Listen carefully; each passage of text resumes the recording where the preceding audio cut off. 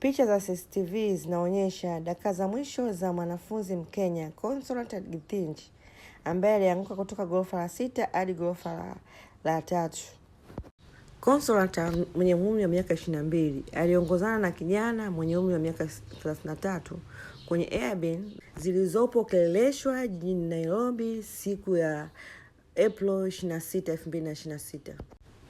Hii ndio CCTV ambayo inaonyesha Consolata Githinji akiwa na mshukiwa namba 1 Tony Odhiambo wakiingia kwenye hizo Airbnb.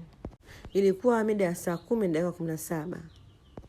Walionekana wakihangaika kufungua mlango mpaka mlinzi alipokuja kuwasaidia. CCTV hizo zinaonyesha mida ya saa 10:18 alfajiri mlinzi aliwasaidia kufungua mlango wa chumba.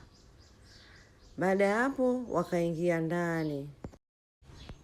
Mida ya saa 10:32 vivuli vilikuwa vinaonyesha kwenye mlango kwamba hao wawili walikuwa wakigombana.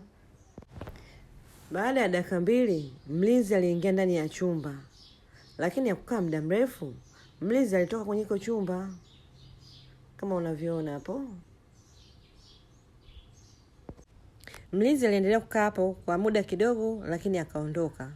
Saa 12:09 polisi wakaja kwenye eneo la tukio na kumkamata Odhiambo kwa ajili ya mahojiano.